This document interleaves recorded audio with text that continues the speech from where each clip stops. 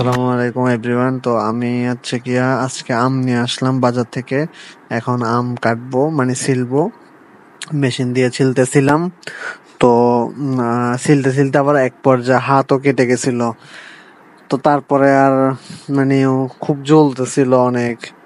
এমন ভাবে কাটতেছি আর কাটতেছি অনেক কষ্ট করে। আমগুলা মেবি 50 টাকা করে কেজি নিচ্ছে, বাজার থেকে নিয়ে আসছি। তো এখন বাটিতে হালকা হালকা করে ছুলতেছি, কারণ যেহেতু আমার হাত ছিলে গেছে। তো হাত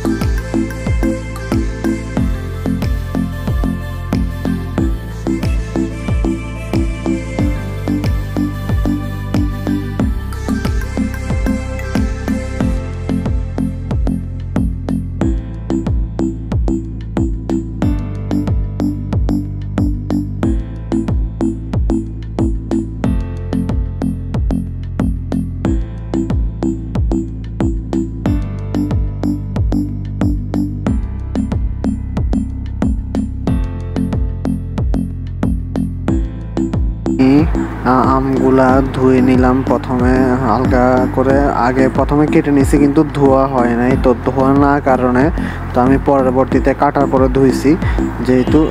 তো তারপর হচ্ছে কি আমি এখানে লবণ মরিচ অ্যাড করব। তারপরে দেন প্রথমে লবণ নিয়ে নিলাম 1 চামচের একটু অর্ধেক, যেহেতু লবণটা আম্মু দিছে।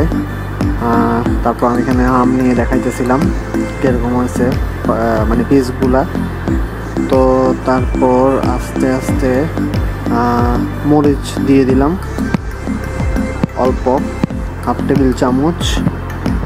তো এরপর হচ্ছে কি আমি কাসিন্দ দিব, যেহেতু আম মাখা খেলে কাসিন্দ দেওয়া লাগে।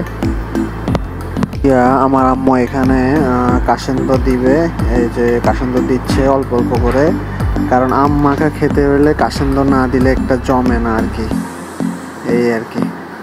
পর সবগুলো একসাথে মিক্স করলাম। মিক্স করার পরে দেন হচ্ছে গিয়া মাখতেছি। মাখার পরে আস্তে ধীরে জিনিসটা আরো মজা হবে। সবগুলো অ্যাড করার পরে আবার চিনিও অ্যাড করলাম, যাতে চুকা না লাগে, সেজন্য আর কি। তো এই যে এখনো মাখা শেষ। এখন বাটিতে নিয়ে সার্ভ করা হবে। যেহেতু কেমন হয়েছে জানি না।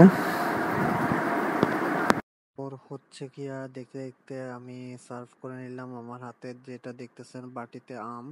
তো আমি এখন একটু মানে ভিডিও করলাম হাতে নিয়ে আমগুলা। তো দেন একটু মুখে নিব কিরকম হয়েছে খেয়ে দেখবো। তো আসলে খুব চুকা হয়েছে এবং মজাও হয়েছে।